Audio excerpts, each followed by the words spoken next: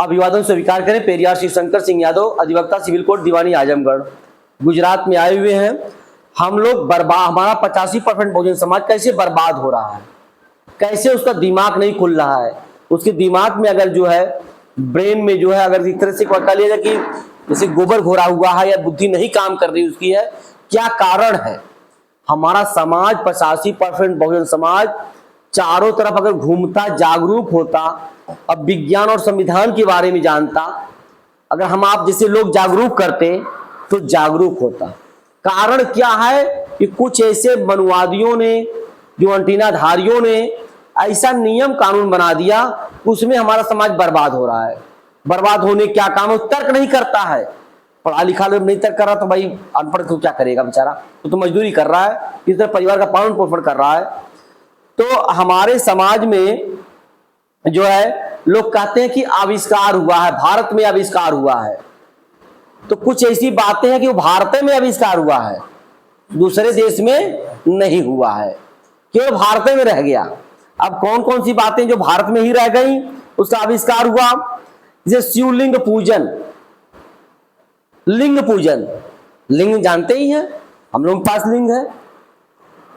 पशु पक्षियों में भी उस तरह की प्रक्रिया है, तभी प्रजनन हो रहा है ना भाई। लिंग और योनि से ही प्रजनन होता है ना, तो हमारी संख्या बढ़ती है।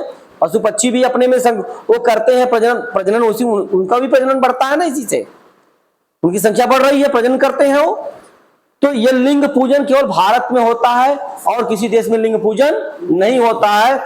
यह जो है अशोक सम्राट की लाट को जो है, जो सम्राट की लाट जो बनी थी उसी को शिवलिंग बना दिए, जो स्फुट बना था। और रही बात योनि पूजन का आविष्कार, आप कहेंगे आप तो बड़ा अजीब लग रहा होगा। योनि भाई औरतों भाई महिलाओं के पास होती है, पशु पक्षी हर माता में होता है ना। योनि पूजन भी होता है भारत देश में, केवल विदेश में नहीं होता है, भारत में ही होता है।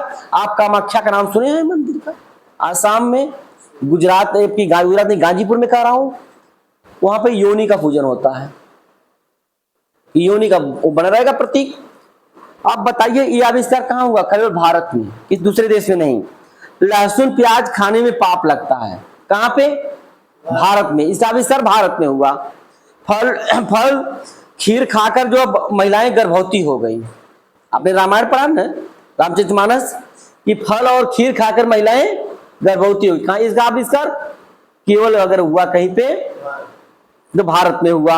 हवन पूजन, हवन में केला खाकर महिलाएं गर्भवती हो गई, इसका आविष्कार भारत में हुआ।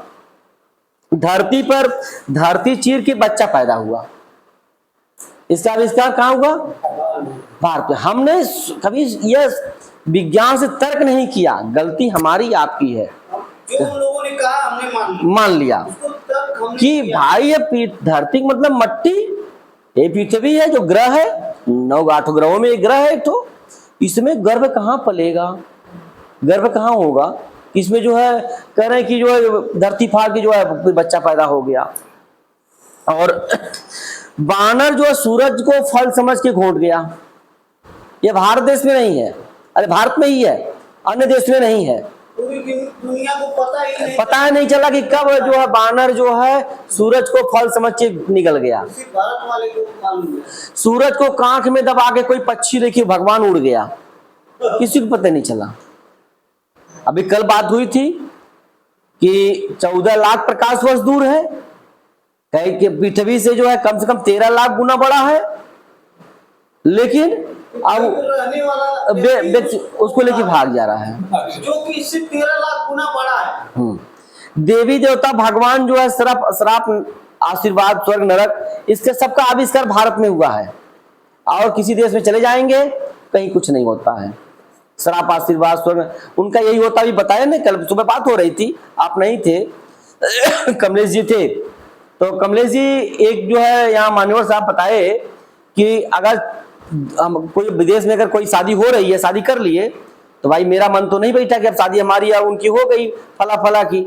तो बातें यहाँ तक हुई कि भाई आप तो हमको फलानी पसंद है, तो वो कह रही कि हमको फलानी पसंद है, तो भाई तू अब उनके साथ चले जा, मैं उनके साथ चला जा रहा हूँ।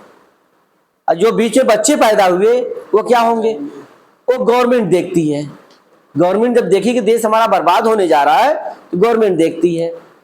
विदेशों की ख्याल बता रहा हूं, विदेशों की सोच ये है, ये होता है। तो आप बताइए, गंगा में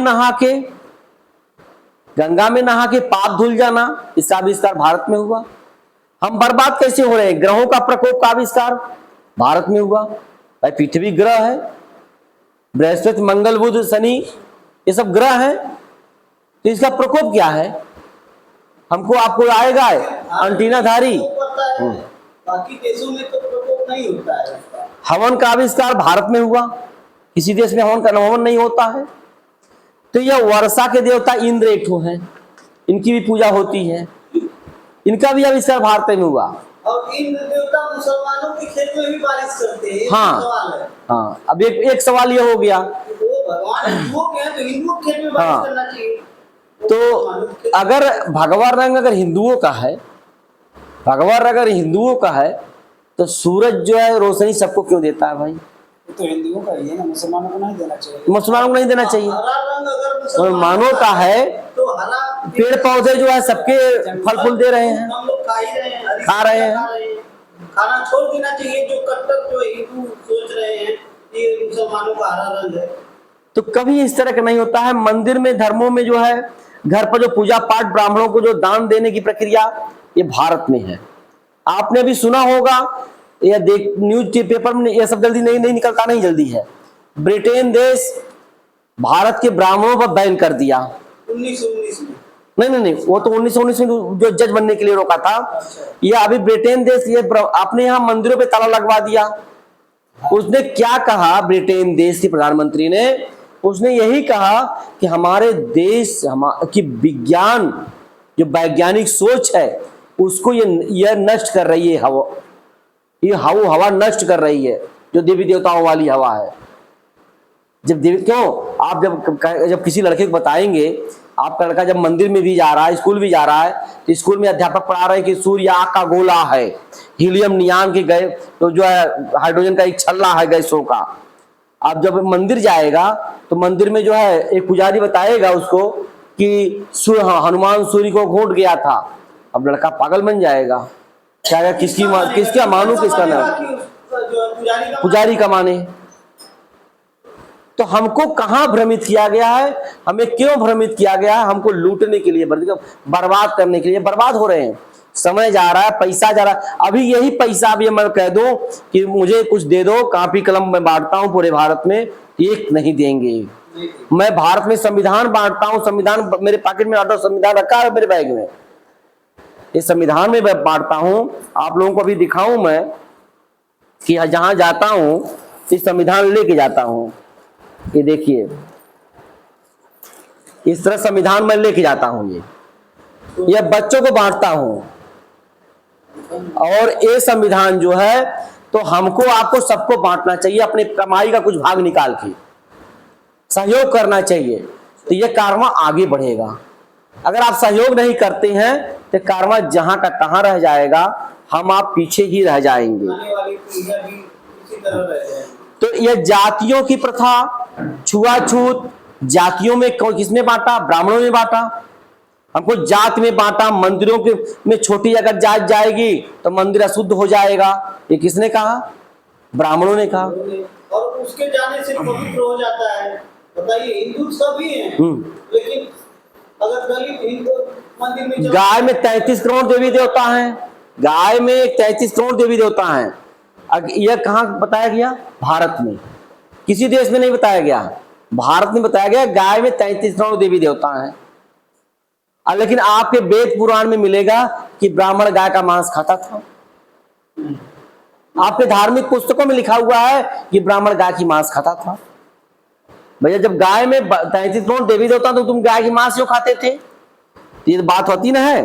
अब देखिए, बातें यहां आएंगी कि अब जो है, जो हम नई नई लड़कियों को देवदासियां मंदिर में बनाते थे, मंदिर में देवदासियां बनाकर पुजारी पंडा जो है उस लड़की को बलात्कार करता था। उससे जो बच्चा पैदा होता था उसका नाम रखता था हरिजन। हरिजन। इतना ही नहीं, एक अहिर जात के लिए बहुत घातक शब्द लिखा हुआ मनुस्मृति में लिखा है, ब्राह्मणों ने लिखा है, मनुस्मृति ब्राह्मणों ने लिखा है, प्राचीन स्मृति ब्राह्मणों ने लिखा है। वो लिखा है कि किसी वेश्या से अवैध तरीके से कोई बच्चा पैदा होता तो अहिर जात, उसका वह अहिर जात का होगा, उसकी जात यहिर होगी। बताइए, हम इतने गए गुजरे हैं कि किसी वेश्या औरत से अगर पैदा होगा तो उसको जो है अहिर जात का पैदा होगा, वो लड़का का जो लड़का या लड़की जो भी होगा वो अहिर जात में होगा। तो बताइए, हम लोगों को इस तरह लूटा गया। और यही नहीं, हमको यहीं तक अगर लूटे होते तो ठीक रहता। किताबें बंद करिए।